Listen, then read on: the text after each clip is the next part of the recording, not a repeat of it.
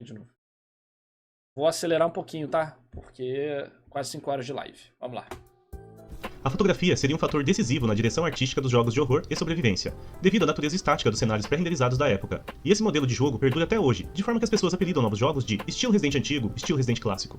Por exemplo, Nemesis e Jill Valentine são personagens muito queridos, e diria que o carisma de um aumenta o do outro. E a forma de maximizar o charme desses personagens veio através da fotografia na direção artística da série clássica de Resident Evil. Isso mesmo, a fotografia foi decisiva para o carisma de Resident Evil como um todo. Coisas como composição, enquadramento, ângulos de câmera, tornaram possível o sucesso da série de horror e sobrevivência da Capcom. Os cenários da série clássica de Resident Evil eram modelos 3D renderizados para o 2D, assim formando lindas fotos nas quais movimentamos nossos personagens sobre as layers de composição de cada cenário.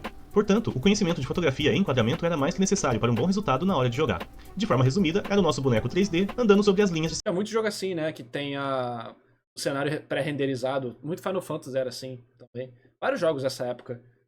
Eu não sei se é porque eu sou velho e tenho nostalgia, ou se realmente tinha alguma coisa ali. Eu acho que tinha, porque era um tipo de experiência que você não encontra tanto hoje em dia e tinha o espaço para ser demonstrado artisticamente e ter uma sensação diferente quando você jogava, passava uma vibe diferente.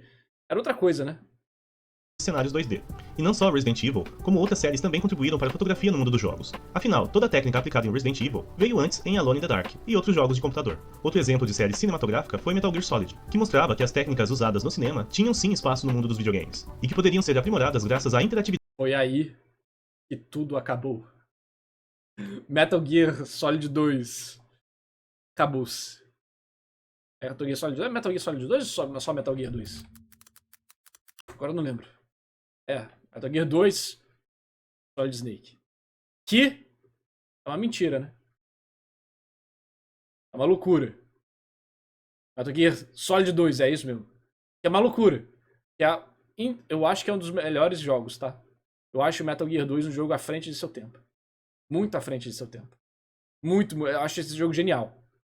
Talvez, não sei se como jogo, mas como experiência, eu acho genial. É porque tem, né? É que tem um Metal Gear clássico, o antigão, aí tem o Metal Gear da era do PlayStation. É uma putaria, né? Então tem essa divisão do estilo de Metal Gear. Eu vi de longe, eu joguei alguns Metal Gear, mas muito casualmente. Eu peguei pra ver história, principalmente porque, né? Já é quase um filme, então vamos lá ver como se fosse um filme.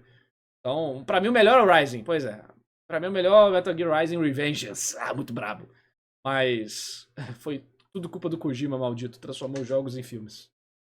Que é permitida nos jogos. Hoje parece uma coisa comum, mas nós temos que nos lembrar das limitações dos consoles da geração de 32-bit, como Saturn e PlayStation, e como o uso de cenários renderizados, ou em 3D, aliados à fotografia, movimento de câmera, fizeram de Alone in the Dark, Resident Evil, entre tantas outras séries, serem tão amadas pelo mundo todo. Então vamos aprender um pouco de fotografia e enquadramento, usando como exemplo esses jogos, nos cenários estáticos e nos cenários em 3D.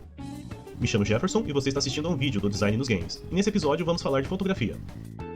Mas você deve estar se perguntando, como assim fotografia no cinema e nos jogos? Na pintura é fácil de imaginar, já que o pintor vai reproduzir uma cena parada no quadro, assim como uma foto tirada por uma câmera de celular ou uma câmera profissional. Se torna uma imagem congelada, estática, logo, uma fotografia. Nos filmes e jogos, cada frame são quadros, ou seja, cada frame é uma fotografia, que em sequência cria uma animação e o movimento que vemos na tela. Por isso, uma cena precisa enquadrar o que é importante para o espectador. Um quadro, nos jogos, vai ter de 30 a 60 quadros, portanto são 30 ou 60 fotografias tocando em sequência para ter um movimento. E isso vai aumentando para 144, 200, 300 FPS. No cinema, é mais comum o uso de 24 quadros, então cada segundo do filme vai ter 24 fotos em sequência. Usando jogos de luta, por exemplo, um soco do Kyo clássico tinha 5 frames e um soco do Kyo do King of Fighters 13 tem 12 frames de animação, sendo cada frame uma fotografia do movimento do personagem. E voltando ao valor da fotografia nos jogos, o enquadramento de uma cena pode ficar marcado na sua memória, e a forma mais simples de explicar a fotografia é a de um momento congelado no tempo, que seja capaz de contar alguma história, de evocar uma lembrança ou sentimento da pessoa. Exatamente, esses ângulos ajudam muito. Cara, a era de cenário pré-renderizado tem que voltar. Conhecemos fotos memoráveis e históricas. São coisas que só de olhar despertam algum sentimento em quem está vendo. A composição de uma cena com um bom enquadramento, cortes precisos, sonoplastia e boa atuação serão sempre lembrados nas rodas de conversas com os amigos. Pinturas fazem o mesmo esquema. Retratam alguma cena, ou contam alguma história, tentam evocar algum sentimento. O pintor imaginou o plano, observou alguma cena real ou imaginou ela, seja uma modelo ou uma paisagem, e transferiu para o quadro. Quando tiramos uma fotografia, fazemos o mesmo. Buscamos o melhor enquadramento da cena, o melhor ângulo e a melhor luz. E todo esse esforço é o lado diretor de arte que temos na hora de fazer alguma coisa que achamos bonita. bonita. Seja no cinema, nos jogos ou na pintura, a fotografia é um dos elementos de design que tem o poder de fixar na lembrança do jogador ou do telespectador. Como dito no começo, hoje não é mais tão comum o uso de cenário estático em jogos de grande orçamento, mas durante muito tempo, na quarta, quinta e sexta geração de consoles, jogos com fundo estático e câmera fixa eram bem comuns, principalmente os títulos mais famosos da Capcom. Hoje em dia, esse tipo de abordagem é mais comum justamente em jogos de terror e em alguns jogos indie. Então, vamos ao enquadramento. No quadro, tem que aparecer o que é importante para aquela cena, e ao mesmo tempo criar um clima. Ou mostrar... Na verdade, o povo tem medo de errar na direção da fotografia, hein? Informações importantes ao jogador e ao espectador. Em toda cena, é necessário ter no campo de visão do jogador coisas que são importantes para ele, principalmente nos jogos clássicos com background renderizado e a câmera fixa, sejam jogos de terror ou RPGs. Enquadrar envolve delimitação de uma cena. O jogador precisa saber de onde ele veio e para onde ele vai e o que ele tem que pegar ali. O enquadramento serve para localizar. Quando chegamos na delegacia de Resident Evil 2, o primeiro quadro que temos é o de várias opções de caminho, e logo percebemos que aquela área vai ser o nosso hub principal durante muito tempo, um local que vamos visitar várias vezes, assim como o hall de entrada de Resident Evil 1, que tem as escadas e várias portas de vários lados. Temos diversos enquadramentos que nos permitem ver vários caminhos para serem feitos. Portanto, o enquadramento serve para localizar. Outra função de um bom enquadramento serve para criar clima. Repare que, nesses jogos de câmera fixa, todo enquadramento conta uma história, evidencia um caminho ou criando uma atmosfera. A posição da câmera potencializa áreas claustrofóbicas, como corredores, e cria a impressão de alguém estar... E essa troca de cena também é muito boa pra fazer surpresa, susto, suspense. Porra, tem muita vantagem pra alguns jogos específicos, né? A câmera livre meio que deixa preguiçoso isso. Porque aqui você pode, porra, focar, olha essa vela, olha essa mancha de sangue... O desenvolvedor bota o que ele quer que seja visto. Em uma câmera livre, muita coisa vai se perder e aí acaba não valendo a pena a pessoa se dedicar a fazer um negócio com tantos detalhes, sabe? Observando o personagem. O remake de Resident Evil 1 e Resident Evil 0 são mestres no posicionamento e composição dessas câmeras fixas, dando aquela impressão de ser observado ou seguido em algum momento. O enquadramento ele também serve para criar hierarquia. A posição da câmera deixa para o jogador pontos evidenciados no mapa. Como exemplo, nós temos aquela cena do Nemesis quebrando a janela na RPD. No primeiro momento que descemos a escada, ali temos um plano aberto, onde vemos tudo. E a partir da escada, o nosso olhar é direcionado primeiro para a janela, segundo para a saída do corredor e terceiro para a visão periférica da sala de save. No segundo momento, a câmera na cena da janela está de baixo para cima, e câmeras assim servem para potencializar a altura das coisas. Nesse caso, o Nemesis. E novamente, a prioridade da cena está na janela e no Nemesis, e em seguida na sua rota de fuga, que conta até com a inclusão da placa de exit ali no teto. Esse ângulo é conhecido como contra-plongé, que é gravar as coisas de baixo para cima, dando muito mais altura para elas. Feito para tornar o Nemesis imponente e grande. Assim, temos a criatura em destaque, e esse ângulo é feito para tornar Jill mais frágil frente à criatura. Primeiro o Nemesis, depois a Jill assustada, e por fim as suas rotas de fuga no cenário. Criou clima, criou hierarquia e posicionou o jogador e o personagem na cena. E tudo isso é aliado aos planos de câmera, e cada um deles tem um nome. Em vários momentos de Resident Evil 3, temos a câmera de plano aberto posicionada acima da rua, numa visão top view, deixando evidente sempre as opções de rota para o jogador. É um plano de ambientação, onde o foco é mostrar mais o lugar do que o personagem. Temos o plano médio, que ajuda a encontrar itens importantes que estão perto do personagem. É um plano que serve de posicionamento, como a gente achar itens na lata de lixo, ou fitas de save para as máquinas. Temos o plano fechado, ou close-up, que é a câmera bem próxima do objeto, de modo que ele ocupe quase todo o cenário, sem deixar grandes espaços à sua volta. Ele serve para causar intimidade ou expressão, coisa de proximidade, para deixar bem evidente que está ali. O plano geral, ele tem um ângulo visual bem aberto, e a câmera ela serve para revelar o cenário à sua frente, como a entrada da RPD de Resident Evil 2, ou aqueles momentos que chegamos na beirada de algum RPG e mostra todo o cenário, como ilhas, como cidades, para você se sentir ambientado. Ele é mais útil para contar uma história, tipo, você chegou na cidade, você chegou no lugar, você chegou dentro da casa, dentro da igreja. Ele tem uma função narrativa. O plano conjunto é tido quando temos mais de um personagem no enquadramento, duas pessoas conversando, interagindo. Ele tem esse nome de plano conjunto porque tem mais de uma pessoa, porque ele pode ser o plano geral, pode ser o plano aberto, ou plano fechado. A diferença é que aqui tem mais de um personagem. Por conta das séries da Capcom usarem câmeras fixas nos primeiros jogos, é mais didático para o tema. E esses exemplos podem ser aplicados em vários outros jogos, em filmes, desenhos, já que são técnicas amplamente usadas no mundo da arte e do entretenimento. Nos jogos modernos da franquia de Resident Evil, por exemplo, temos o que chamamos de câmera ativa. Quase sempre temos o nosso personagem em plano americano, onde a figura humana é enquadrada do joelho para cima. Esse plano ele foi criado nos Estados Unidos durante as gravações dos filmes de Velho Oeste, para evidenciar as armas que os cowboys carregavam na cintura, e caiu como uma luva para esse tipo de jogo. A partir de Resident Evil 4, temos aquele plano aberto, durante a exploração, que permite ver o personagem todo de costas andando pelo cenário, ele fica todo enquadrado ali, enquanto a câmera vai seguindo seu movimento, que ficou mais tarde conhecido como terceira pessoa, e ao iniciar a ação ou combate, vamos para o plano americano nas costas do personagem, que dá aquele zoom, que também é conhecido como o primeiro plano, pois deixa o Leon bem evidenciado na nossa tela. A figura humana enquadrada da cintura para cima dessa vez, muito mais próximo, principalmente quando vamos usar a faca, e quando fazemos o uso da mira de armas, a câmera vai para o famoso over the shoulder, que fica sobre os ombros do personagem, e cria aquela hierarquia que falamos, o personagem principal em primeiro plano, em conjunto com os inimigos da tela. Portanto, o nosso over the shoulder seria o primeiro plano, dando foco maior aos ombros e posição de tiro do personagem. E esse modelo criado no Resident Evil 4 foi revolucionário para a indústria de jogos de ação, tanto que foi responsável direto por jogos como Gears of War, Uncharted Remedy, todos eles beberam da fonte de Resident Evil 4, por exemplo. E temos o Big Close, que é o enquadramento do rosto inteiro na tela. Já o plano detalhe é como o nome diz, ele vai enquadrar partes do corpo como detalhe, olhos, boca, mãos, algum equipamento, um zoom no dedo do gatilho. A série Resident Evil, que estou usando de exemplo, já fez diversas mudanças. Saímos do plano estático, dos Resident Evil clássico, para as câmeras ativas de Resident Evil Code Verônica e também dos Outbreak, que são aquelas câmeras que acompanham pelo cenário. E depois saímos das câmeras em terceira pessoa, usado no 4, 5 e 6, para câmeras em primeira pessoa, no 7 e 8. Por exemplo, quando foi para a câmera em primeira pessoa em Resident Evil 7 e 8, esse tipo de técnica ele torna o jogo mais intimista, pois a referência da ação passa a ser a visão do jogador.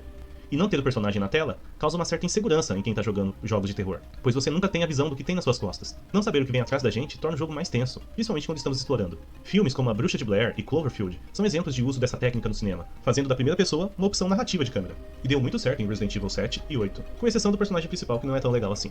E como estamos falando de câmeras ativas nesse momento, que estão sempre seguindo o personagem, que nos dão o direito de girar ela para poder observar o cenário, como que ficam então os jogos modernos que usam câmera fixa, igual era no Resident Evil clássico? Bom, se voltarmos um pouco no tempo, no próprio PlayStation 1 já tínhamos Metal Gear Solid, que fazia uso de câmeras fixas em cenário 3D. E um ano depois do primeiro Metal Gear, tivemos o primeiro Dino Crisis, que também tinha cenário 3D. Nesses jogos de terceira pessoa, como Resident Evil Code Verônica, Dino Crisis, o primeiro Metal Gear, ou nos jogos recentes como Tormented Souls, o uso do movimento de câmera fixa é como nos filmes. Portanto, nas câmeras temos os seguintes movimentos: o chamado pan ou panorâmica, que é o movimento da direita para a esquerda ou esquerda para a direita no sentido horizontal da cena. Seria como virar a cabeça de um lado para o outro. Temos o tilt, que é o movimento de cima para baixo ou de baixo para cima, no sentido vertical da cena. Tanto o tilt quanto o pan, você percebe que a câmera está com a base fixa num ponto da tela. Ela não sai do lugar, ela só vira para os lados ou para cima e para baixo. Já no traveling, como o próprio nome diz, a câmera viaja junto do personagem, como se seguisse ele, seja de forma frontal ou lateral, que vai acompanhando o personagem enquanto ele se desloca pelo cenário. Às vezes pode ser distanciando ou aproximando. Nas versões remasterizadas de Resident Evil 1 e Resident Evil 0 e Onimusha, por conta do formato original ser 4x3, a Capcom fez uma adaptação da imagem para o widescreen, o 16x9. Assim, a câmera faz os movimentos de tilt e panorâmica, que é o que a gente chama de pan. Porém, essa adaptação acaba tirando o charme de algumas cenas, que ficam cortadas. Em especial, cito o Onimusha, pois no enquadramento original 4x3, temos uma visão completa do quadro original. Já na moderna widescreen, perdemos informações devido ao novo formato, e no remasterizado precisamos nos movimentar para vê-la, diferente do original, que criava todo um clima.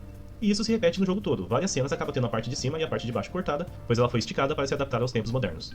Mas não dá pra falar de técnicas do cinema sem citar as obras de Hideo Kojima, principalmente a série Metal Gear, que além de uma forte narrativa, sempre mirou no cinema para criar sua experiência de jogo. E a série Metal Gear, assim como o cinema e os outros jogos, foram evoluindo muito ao longo dos anos. Metal Gear, assim que chegou aos consoles 32-bit, o PlayStation no caso, mostrou como poderia usar todo tipo de enquadramento graças ao cenário 3D.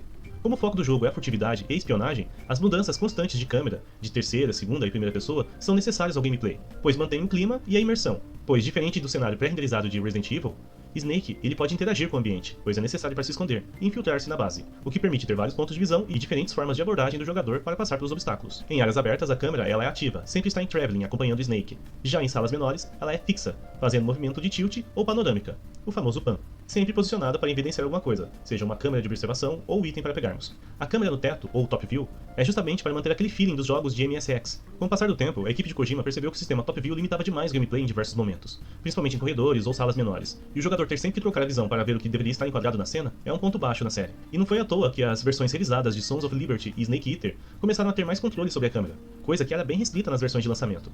No caso de Metal Gear Solid 3, a versão Subsistence permite controle total da visão da câmera, e isso se deve pela evolução dos outros jogos no mercado, que permitiam um controle bem maior sobre a câmera e visão do personagem. Nesse caso, eu cito o sucesso feito por Resident Evil 4 e outros inúmeros jogos de FPS que estavam brilhando, como Battlefield e Call of Duty, e o que acabou influenciando a forma de jogar Metal Gear. Pois em Metal Gear Solid 4, Peace Walker e Phantom Pain tiveram seu gameplay todo revisado por conta dos outros jogos de tiro que estavam saindo, né? Gostaria de citar Splinter Cell, o concorrente principal do Metal Gear. Então tudo isso fez o Kojima mudar o controle e mudar para over the shoulder também, em primeira pessoa, vários momentos que fazemos uso do tiro em Metal Gear.